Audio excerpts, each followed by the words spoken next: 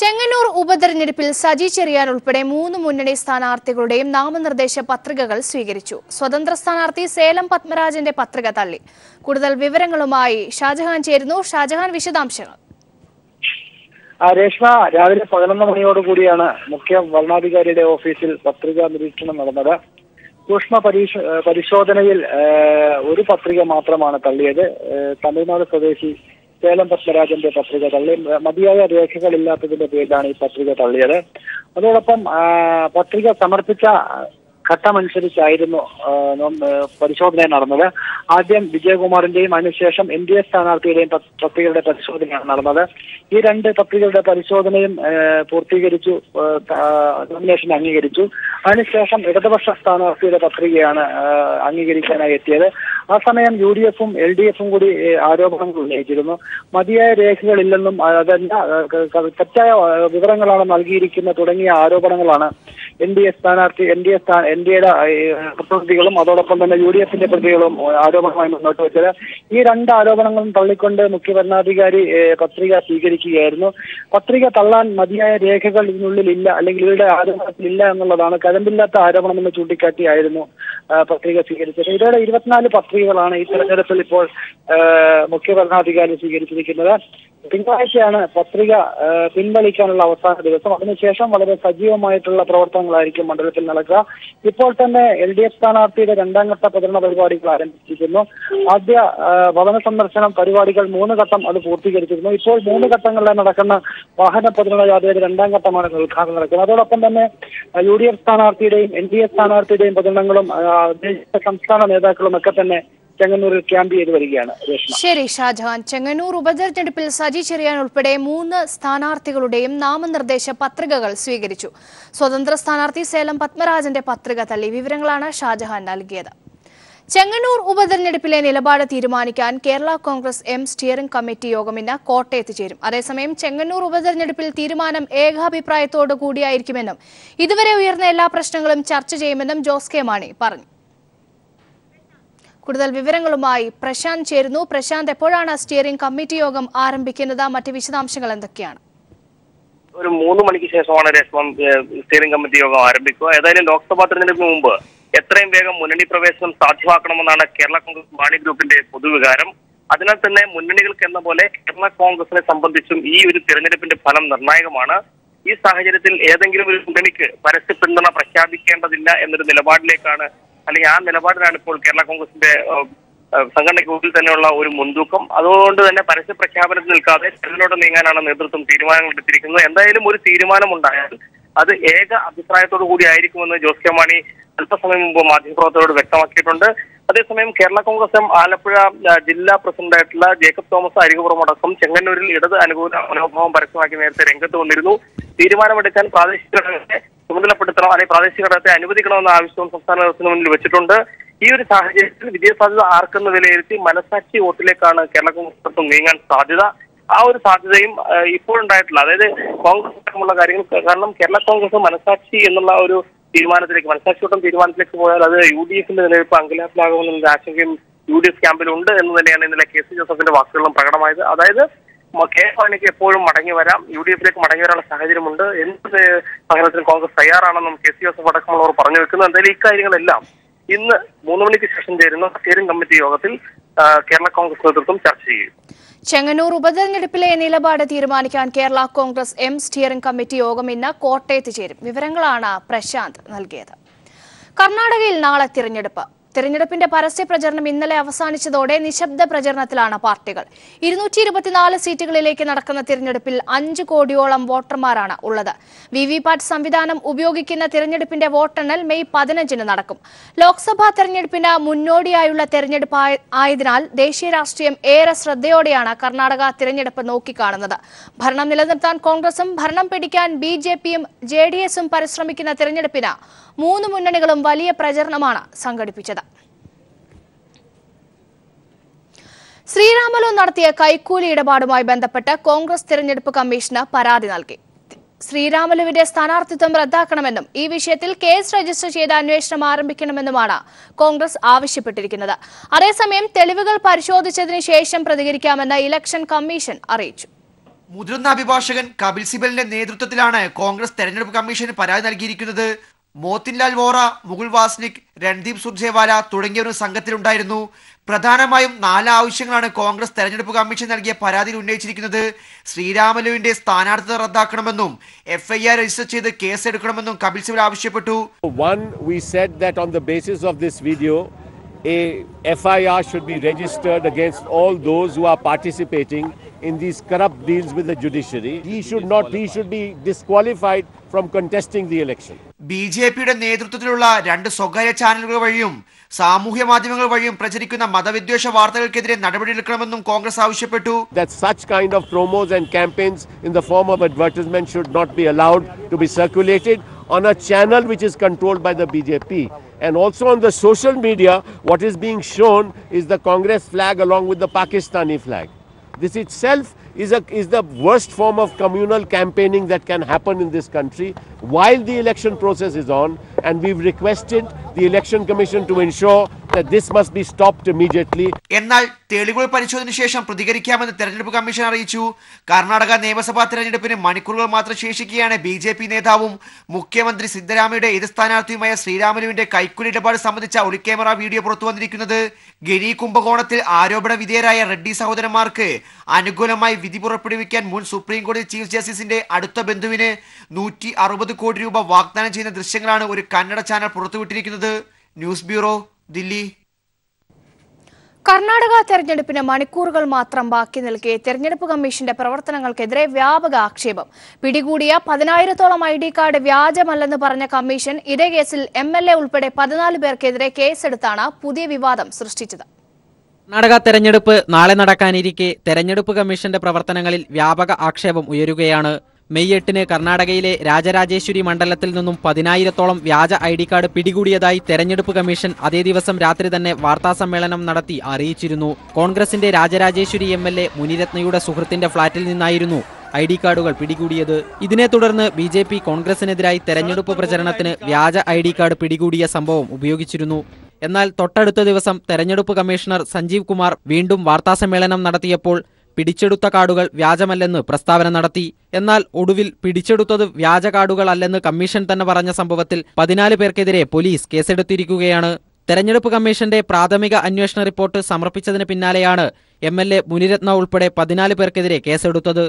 തെരഞ്ഞെടുപ്പ് പ്രഖ്യാപനത്തിന്റെ ദിവസം മുതൽ തെരഞ്ഞെടുപ്പ് കമ്മീഷന്റെ പ്രവർത്തനങ്ങളിൽ വലിയ ആക്ഷേപം ഉയർന്നിരുന്നു. തെരഞ്ഞെടുപ്പ് കമ്മീഷണർ OP റാവത്ത് തെരഞ്ഞെടുപ്പ് തീയതി പ്രഖ്യാപിക്കും മുൻപേ BJP IT സെൽ തലവൻ അമിത് മാളവ്യ തെരഞ്ഞെടുപ്പ് തീയതി പ്രഖ്യാപിച്ചത് വലിയ വിവാദമായിരുന്നു. ഇതിനു പിന്നാലെയാണ് BJP തെരഞ്ഞെടുപ്പ് കമ്മീഷൻ ബന്ധം വെളിവാക്കുന്ന പുതിയ സംഭവ വികാസം അരങ്ങേറിയത്. BJP നേതാവ് ശ്രീരാമലു കോഴ വിവാദത്തിൽപ്പെട്ടതിന് പിന്നാലെയാണ് കേസെന്നതും ശ്രദ്ധേയമാണ്. News desk people TV. Unnao ബലാത്സംഗ കേസിൽ BJP MLAക്കെതിരെ മാനഭംഗ കുറ്റം നിലനിൽക്കുമെന്ന് CBI. കുൽദീപ് സിംഗ് സെംഗാർ തന്റെ വീട്ടിൽ വെച്ച് പെൺകുട്ടിയെ പീഡിപ്പിച്ചെന്നും പ്രതികളെ രക്ഷിക്കാൻ പോലീസ് തെളിവെടുപ്പ് വൈകിപ്പിച്ചുവെന്നും CBI റിപ്പോർട്ടിൽ പറയുന്നു. UP സർക്കാരിനെയും പോലീസിനെയും പ്രതിരോധത്തിലാഴ്ത്തിയാണ് ഉന്നാവോ കേസിലെ CBI റിപ്പോർട്ട് പുറത്തുവന്നത്. BJP MLA കുൽദീപ് സിംഗ് സെംഗാർ തന്റെ വീട്ടിൽ വെച്ച് കഴിഞ്ഞ വർഷം ജൂൺ 4-ന് 17-കാരിയായ പെൺകുട്ടിയെ പീഡിപ്പിച്ചുവെന്നാണ് CBI റിപ്പോർട്ടിൽ പറയുന്നത്. ഈ സമയത്ത് സെംഗാറിന്റെ വനിതാ സഹായി ശശി സിംഗ് മുറിക്ക് പുറത്ത് കാവൽ നിന്നുവെന്നും കണ്ടെത്തലുണ്ട്. അതേസമയം പ്രതികൾക്ക് സംരക്ഷണം ഒരുക്കുന്നതിനായി പെൺകുട്ടിയുടെ പരാതി പ്രകാരം അവരെ വൈദ്യപരിശോധനയ്ക്ക് വിധേയമാക്കുന്നത് പോലീസ് വൈകിപ്പിച്ചു. വസ്ത്രങ്ങൾ ഫോറൻസിക് പരിശോധനയ്ക്ക് അയക്കുന്നതിലും വീഴ്ച കാട്ടിയെന്നും ഒരു CBI ഉദ്യോഗസ്ഥൻ വ്യക്തമാക്കി. പോലീസുകാർ MLAയെ സംരക്ഷിക്കാൻ ശ്രമിക്കുന്നുവെന്ന ആരോപണങ്ങൾ ഉയരുന്നതിനിടെയാണ് UP സർക്കാർ കേസ് CBIക്ക് കൈമാറിയത്. MLAയെ പോലീസ് സഹായിച്ചു എന്ന കേസുമായി ബന്ധപ്പെട്ട് ഡെപ്യൂട്ടി സൂപ്രണ്ട് SHO 4 കോൺസ്റ്റബിൾമാർ എന്നിവരെ പോലീസ് സസ്പെൻഡ് ചെയ്തു. നിലവിൽ കേസിൽ ഇവരുടെ പങ്ക് അന്വേഷിച്ചു വരികയാണ്. News desk. മണ്ടൻ പരാമർശങ്ങളിലൂടെ ശ്രദ്ധ നേടി വീണ്ടും ത്രിപുര മുഖ്യമന്ത്രി. ബ്രിട്ടീഷുകാരോടുള്ള പ്രതിഷേധ സൂചകമായി ടാഗോർ തനിക്ക് ലഭിച്ച നോബൽ പുരസ്കാരം തിരിച്ചു നൽകിയിരുന്നുവെന്ന് ബിപ്ലവ് കുമാർ. ഉദയ്പൂരിൽ രവീന്ദ്ര ജയന്തി ആഘോഷത്തിൽ വെച്ചായിരുന്നു ബിപ്ലവിന്റെ ഈ പരാമർശം. ത്രിപുര മുഖ്യമന്ത്രി ബിപ്ലവ് ദേവ് കുമാറിന്റെ ഇത്തവണത്തെ പരാമർശം രവീന്ദ്രനാഥ് ടാഗോറിനെ കുറിച്ചാണ്. ബ്രിട്ടീഷുകാരോടുള്ള പ്രതിഷേധ സൂചകമായി ടാഗോർ തനിക്ക് ലഭിച്ച നൊബേൽ പുരസ്കാരം തിരിച്ചു നൽകിയെന്നാണ് ബിപ്ലവ് കുമാർ പറയുന്നത്. ഉദയ്പൂരിൽ രവീന്ദ്ര ജയന്തി ആഘോഷത്തിൽ വെച്ചായിരുന്നു ബിപ്ലവിന്റെ ഈ പരാമർശം. മുൻപ് പലതവണ മണ്ടൻ പരാമർശങ്ങളിലൂടെ ബിപ്ലവ് കുമാർ വിവാദങ്ങൾ സൃഷ്ടിച്ചിട്ടുണ്ട്. മഹാഭാരതകാലം മുതൽ ഇന്ത്യയിൽ ഇന്റർനെറ്റ് ഉണ്ടായിരുന്നുവെന്നും സിവിൽ എഞ്ചിനീയർമാരാണ് സിവിൽ സർവീസ് എഴുതേണ്ടത് എന്നൊക്കെ വാദിച്ച ബിപ്ലവ് മുൻ ലോകസുന്ദരിയായിരുന്ന ഡയാന ഹൈഡനെയും വെറുതെ വിട്ടില്ല. തനിക്ക് സൗന്ദര്യമില്ലെന്ന് പറഞ്ഞ് ആക്ഷേപിച്ച ത്രിപുര മുഖ്യമന്ത്രിക്ക് ഡയാന ഹൈഡൻ ചുട്ട മറുപടിയും നൽകിയിരുന്നു. ബിപ്ലവ് കുമാറിന്റെ ഈ പരാമർശങ്ങൾക്കെതിരെ നവമാധ്യമങ്ങളിൽ വലിയ പ്രതിഷേധങ്ങളാണ് ഉയരുന്നത്. News desk. വിദേശവനിതയുടെ കൊലപാതകവുമായി ബന്ധപ്പെട്ട് അറസ്റ്റിലായ പ്രതികളെ രണ്ടാം ദിനവും സംഭവസ്ഥലത്തെത്തിച്ച് തെളിവെടുപ്പ് നടത്തുന്നു. കേസിലെ പ്രധാന തെളിവുകളായ വസ്തുക്കൾ കണ്ടെത്തുന്നതിനായാണ് പോലീസിന്റെ ശ്രമം. പ്രധാന തെളിവുകളായ അടിവസ്ത്രം, ചെരുപ്പ് എന്നിവ സമീപത്തെ ആറ്റിലേക്ക് എറിഞ്ഞുവെന്നാണ് പ്രതികളിൽ ഒരാളായ ഉദയൻ മൊഴി നൽകിയത്. കഴിഞ്ഞ ദിവസം കൃത്യമായ സ്ഥല സൂചന നൽകാത്തതിനാൽ ഇന്നലെ മുങ്ങൽ വിദഗ്ധർ ആറിന്റെ പല ഭാഗങ്ങളിലായി തിരച്ചിൽ നടത്തിയെങ്കിലും ഒന്നും കണ്ടെത്താനായില്ല. ഈ സാഹചര്യത്തിലാണ് പ്രതികളെ വീണ്ടും എത്തിച്ച് തെളിവെടുപ്പ് നടത്തുന്നത്. പോലീസ് അസോസിയേഷൻ സമ്മേളനങ്ങളിൽ മുദ്രാവാക്യം വിളിച്ച സംഭവത്തെക്കുറിച്ച് അന്വേഷിക്കാൻ ഡിജിപി ലോക്നാഥ് ബെഹ്റ ഉത്തരവിട്ടു. റേഞ്ച് ഐജിമാർക്കാണ് അന്വേഷണ ചുമതല. ചട്ടലംഘനം നടന്നിട്ടുണ്ടോ എന്നതുൾപ്പെടെ അന്വേഷിച്ച് റിപ്പോർട്ട് നൽകാനാണ് ഡിജിപിയുടെ നിർദ്ദേശം. ബോളിവുഡ് നടി ശ്രീദേവിയുടെ മരണത്തെക്കുറിച്ച് വിശദമായ അന്വേഷണം നടത്തണമെന്ന സംവിധായകൻ സുനിൽ സിംഗിന്റെ ഹർജി സുപ്രീം കോടതി നിരസിച്ചു. കഴിഞ്ഞ ഫെബ്രുവരി 24-നാണ് ദുബായിലെ ഹോട്ടലിൽ ശ്രീദേവി മരണപ്പെടുന്നത്. അന്വേഷണത്തിൽ മുങ്ങിമരണമാണെന്ന് കണ്ടെത്തിയിരുന്നു. പക്ഷേ ദുരൂഹതകളില്ലെന്ന് ദുബായ് പോലീസ് വ്യക്തമാക്കി. ശ്രീദേവിയുടെ പേരിൽ ഒമാനിൽ 240 കോടിയുടെ ഇൻഷുറൻസ് ഉണ്ടായിരുന്നുവെന്നും ഈ തുക UAE-യിൽ വെച്ച് മരണപ്പെട്ടാൽ മാത്രമേ ലഭിക്കുമായിരുന്നുള്ളൂ എന്നും ചൂണ്ടിക്കാട്ടിയാണ് വിശദമായ അന്വേഷണം ആവശ്യപ്പെട്ട് ഹർജിക്കാരൻ കോടതിയെ സമീപിച്ചത്. അന്വേഷണ കാര്യത്തിൽ തങ്ങൾക്ക് ഇടപെടാനാകില്ലെന്ന് പറഞ്ഞാണ് ചീഫ് ജസ്റ്റിസ് ദീപക് മിശ്ര സുനിൽ സിംഗിന്റെ ഹർജി നിരസിച്ചത്. ദേശീയ അവാർഡ് രാഷ്ട്രപതി നൽകില്ലെന്ന് നേരത്തെ അറിയിക്കണമായിരുന്നുവെന്ന് മുകേഷ് MLA. അറിയാത്തത് പലർക്കും വിഷമമുണ്ടാക്കിയതും പ്രധാനമന്ത്രിയുടെ ഓഫീസിന്റെ വീഴ്ചയായി കരുതുന്നുവെന്നും അദ്ദേഹം പ്രതികരിച്ചു. അപ്പോൾ അങ്ങനെ ആഗ്രഹിച്ച് ചെല്ലുമ്പോൾ അതല്ല എന്ന് പറയുമ്പോൾ നാച്ചുറലി ഒരു വിഷമം വരും. അപ്പോൾ ആ വിഷമം ആണ് പ്രകടിപ്പിച്ചത് അവിടെ. അല്ലാതെ ഇപ്പോൾ കേരളത്തിൻ്റെ മാത്രമായിട്ടുള്ള ആൾക്കാരല്ല, എല്ലാവരെയും അത് ഒരു മാസം മുമ്പ് അല്ലെങ്കിൽ പ്രസിഡന്റ് തന്നെ എന്തെങ്കിലും തരത്തിൽ 1 മണിക്കൂർ പ്രോട്ടോകോൾ അനുസരിച്ച് 1 മണിക്കൂറേ ഉള്ളൂ എന്ന് പറഞ്ഞു കഴിഞ്ഞാൽ എല്ലാം നമ്മൾ അപ്പം തന്നെ പ്രസിഡന്റിന് അങ്ങനെ ഒരു അസൗകര്യമുണ്ട്, തീർന്നു. പ്രസിഡന്റിൻ്റെ ഓഫീസിൽ നിന്ന് തന്നെ പറഞ്ഞില്ലേ. അപ്പോൾ ആ വീഴ്ച ഒരു വലിയ വീഴ്ച തന്നെയാണ്, വീഴ്ച പറ്റിയത് തന്നെയാണ്. കാര്യം അതിപ്പോൾ ഏപ്രിലിൽ പറഞ്ഞതാണ്, നമ്മളെ അറിയിപ്പിച്ചില്ല എന്നുള്ളതാണ്. അത് അറിയിപ്പിക്കേണ്ടതാണ്, അതൊക്കെ വലിയ കാര്യങ്ങളാണ്. അപ്പോൾ അത് തീർച്ചയായിട്ടും അതുകൊണ്ട് തന്നെ അവർക്കൊരു വിഷമം വന്നു. എന്നിട്ടും സ്വീകരിക്കുക എന്ന് പറയുന്നത് ഒരു വലിയ തെറ്റൊന്നുമല്ല, സ്വീകരിക്കാതിരിക്കുന്നതും ന്യായമുണ്ട്. വരാപ്പുഴ കസ്റ്റഡി മരണത്തിൽ CBI അന്വേഷണം ആവശ്യമില്ലെന്ന് സർക്കാർ ഹൈക്കോടതിയെ അറിയിച്ചു. അന്വേഷണം കാര്യക്ഷമമായി പുരോഗമിക്കുകയാണെന്നും CI/SI എന്നിവർ ഉൾപ്പെടെയുള്ളവരെ അറസ്റ്റ് ചെയ്തതായും സർക്കാർ കോടതിയെ അറിയിച്ചു. CBI അന്വേഷണം ആവശ്യപ്പെട്ടുള്ള ഹർജി ഈ മാസം 22-ലേക്ക് മാറ്റി. ഇതിനിടെ വരാപ്പുഴ സംഭവത്തിൽ പറവൂർ മജിസ്ട്രേറ്റിന് വീഴ്ച പറ്റിയിട്ടില്ലെന്ന് ഹൈക്കോടതി രജിസ്ട്രാറുടെ അന്വേഷണത്തിൽ കണ്ടെത്തി. അതേസമയം SI ദീപകിന്റെ ജാമ്യ ഹർജി ഈ മാസം 18-ലേക്ക് മാറ്റി. ശ്രീജിത്തിന്റെ ഭാര്യ അഖില സമർപ്പിച്ച ഹർജിയാണ് ഹൈക്കോടതി പരിഗണിച്ചത്. ഹർജിയിൽ വാദത്തിനിടെ സംസ്ഥാന സർക്കാർ നിലപാടറിയിക്കുകയായിരുന്നു. അന്വേഷണം കാര്യക്ഷമമായി പുരോഗമിക്കുകയാണെന്നും പ്രതികളെ അറസ്റ്റ് ചെയ്തതായും സർക്കാർ കോടതിയെ അറിയിച്ചു. CI/SI ഉൾപ്പെടെയുള്ള ഉദ്യോഗസ്ഥരെ പ്രതികളാക്കി. പ്രതികളെയെല്ലാം ഇതിനകം അറസ്റ്റ് ചെയ്തു. IG നേരിട്ട് അന്വേഷണത്തിന് മേൽനോട്ടം വഹിക്കുന്നുവെന്നും ഈ സാഹചര്യത്തിൽ മറ്റൊരു ഏജൻസിയുടെ അന്വേഷണം ആവശ്യമില്ലെന്നും സർക്കാർ അഭിഭാഷകൻ വാദത്തിനിടെ വ്യക്തമാക്കി. കേസിൽ കക്ഷി ചേരാൻ അനുവദിക്കണമെന്നാവശ്യപ്പെട്ട് BJP നേതാവ് AN രാധാകൃഷ്ണൻ സമർപ്പിച്ച ഹർജി രാഷ്ട്രീയ പ്രേരിതമാണെന്നും സർക്കാർ വ്യക്തമാക്കി. ഹർജികൾ ഈ മാസം 22-ന് വീണ്ടും പരിഗണിക്കും. ഇതിനിടെ വരാപ്പുഴ സംഭവത്തിൽ മജിസ്ട്രേറ്റിന് വീഴ്ച പറ്റി എന്ന പോലീസിന്റെ പരാതി അടിസ്ഥാനരഹിതമാണെന്ന് ഹൈക്കോടതി രജിസ്ട്രാറുടെ അന്വേഷണത്തിൽ വ്യക്തമായി.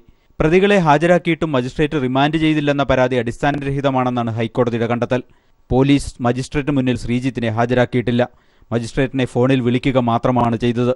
മജിസ്ട്രേറ്റ് കാണാൻ വിസമ്മതിച്ചു എന്ന വാദം അടിസ്ഥാനരഹിതമാണെന്നും റിപ്പോർട്ടിലുണ്ട്.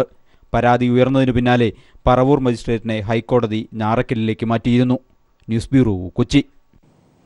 ജഡ്ജി നിയമന വിവാദങ്ങൾക്കിടെ സുപ്രീം കോടതി കൊളീജിയം ഇന്ന് യോഗം ചേർന്നേക്കും. ഉത്തരാഖണ്ഡ് ഹൈക്കോടതി ചീഫ് ജസ്റ്റിസ് KM ജോസഫിനെ സുപ്രീം കോടതി ജഡ്ജിയായി നിയമിക്കണമെന്ന കൊളീജിയം കേന്ദ്രത്തോട് ആവശ്യപ്പെട്ടേക്കുമെന്നാണ് സൂചന.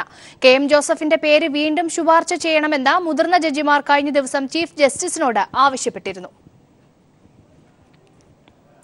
ഓൺലൈൻ വ്യാപാര രംഗത്തെ വൻകിട കമ്പനിയായ വാൾമാർട്ട് ഇന്ത്യൻ ഓൺലൈൻ സ്ഥാപനമായ ഫ്ലിപ്കാർട്ട് ഏറ്റെടുക്കുന്നതിനെതിരെ രാജ്യത്ത് പ്രതിഷേധം ശക്തമാകുന്നു. വ്യാപാരികളെയും കർഷകരെയും കൊല്ലുന്ന നീക്കമാണിതെന്ന് കുറ്റപ്പെടുത്തി സംഘപരിവാർ സംഘടനയായ സ്വദേശി ജാഗരൺ മഞ്ച് പ്രധാനമന്ത്രിക്ക് കത്തെഴുതി. രാജ്യത്തെ റീറ്റെയിൽ മേഖലയെ തകർക്കുന്ന നീക്കം തടയണമെന്ന് CPIM ആവശ്യപ്പെട്ടു. പ്രതിപക്ഷത്തായിരുന്നപ്പോൾ റീറ്റെയിൽ രംഗത്തെ വിദേശ കടന്നുകയറ്റത്തെ എതിർത്ത ചരിത്രവും CPIM ചൂണ്ടിക്കാണിക്കുന്നു. സർക്കാരിന്റെ 2ാം വാർഷിക ആഘോഷത്തിന് കോഴിക്കോട് തുടക്കമായി. ഈ മാസം 16 വരെ നീണ്ടുനിൽക്കുന്ന ആഘോഷ പരിപാടികൾ മന്ത്രി TP രാമകൃഷ്ണൻ ഉദ്ഘാടനം ചെയ്തു.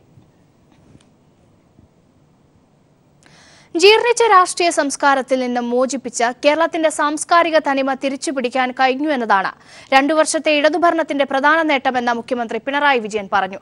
ഒന്നും നടക്കില്ല എന്ന നിരാശയിൽ നിന്നും ചിലതൊക്കെ നടക്കുമെന്ന പ്രതീക്ഷയിലേക്ക് നാടിനെ മാറ്റാൻ കഴിഞ്ഞുവെന്നും മുഖ്യമന്ത്രി പറഞ്ഞു. ഇടുക്കി ജില്ലയിലെ രാജാക്കാട് സർക്കാരിന്റെ 2ാം വാർഷിക ആഘോഷങ്ങളുടെ ജില്ലാതല ഉദ്ഘാടനം നിർവഹിക്കുകയായിരുന്നു മുഖ്യമന്ത്രി. സംസ്ഥാനത്ത് ഇടവിട്ടുള്ള മഴ ആരംഭിച്ചതോടെ പൊതുജനങ്ങൾ പകർച്ചപ്പനികൾക്കെതിരെ മുൻകരുതലോടെ ഇരിക്കണമെന്ന് ആരോഗ്യവകുപ്പ്. വേണ്ടത്ര മുൻകരുതലെടുത്ത് പകർച്ചപ്പനികളെ ഫലപ്രദമായി പ്രതിരോധിക്കാൻ ശ്രമിക്കണമെന്നും ആരോഗ്യവകുപ്പ് പറഞ്ഞു. ഇടവേള. ഗസറ്റഡ് ഓഫീസേഴ്സ് അസോസിയേഷൻ 52ാം സംസ്ഥാന സമ്മേളനത്തിന് ഇന്ന് കാഞ്ഞങ്ങാട്ട് തുടക്കമാകും.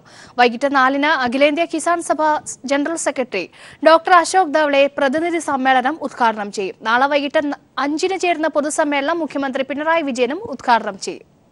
നിലവിലുള്ള സംസ്ഥാന കൗൺസിൽ യോഗം ചേരുന്നതോടെയാണ് കേരള ഗസറ്റഡ് ഓഫീസേഴ്സ് അസോസിയേഷൻ 52ാം സംസ്ഥാന സമ്മേളന നടപടികൾക്ക് തുടക്കം. കാഞ്ഞങ്ങാട് ആകാശ് കൺവെൻഷൻ സെന്ററിലെ K. അബ്ദുൾ റഷീദ് നഗറിൽ വൈകിട്ട് 4-ന് അഖിലേന്ത്യാ Kisan Sabha general secretary doctor Ashok Dhawale പ്രതിനിധി സമ്മേളനം ഉദ്ഘാടനം ചെയ്യും.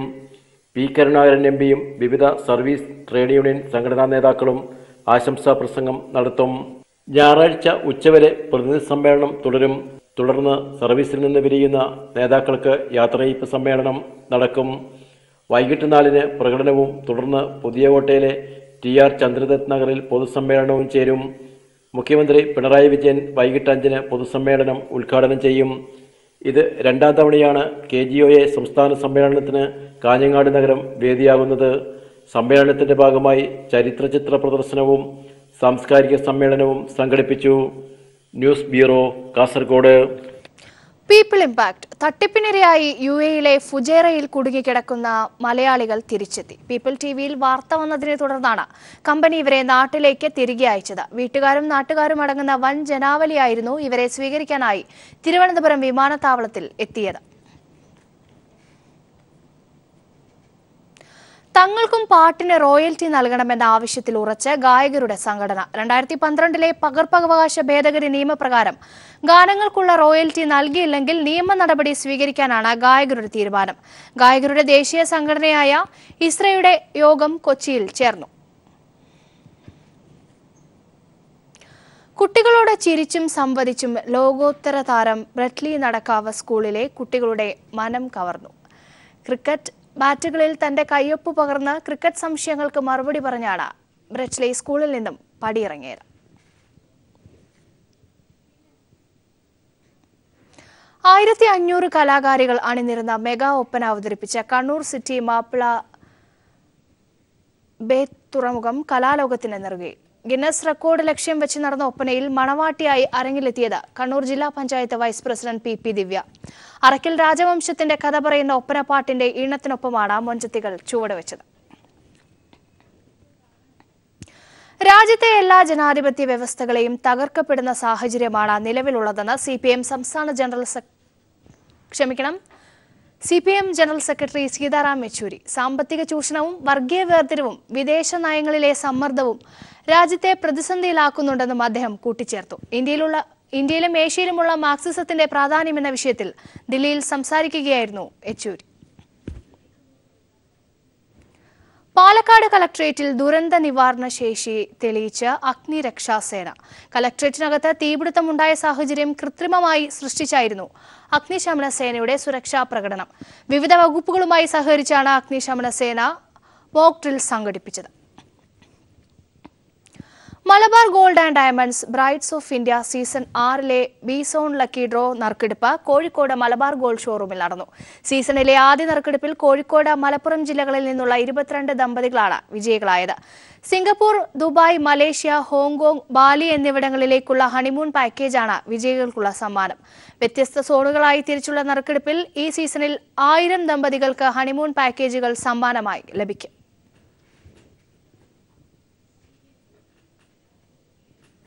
കേരളത്തിലെ പൊതുവിദ്യാഭ്യാസം സംരക്ഷിക്കാനുള്ള ദൌത്യവുമായി സൂപ്പർ താരങ്ങൾ കുട്ടികളുടെ വീടുകൾ തേടിയെത്തി.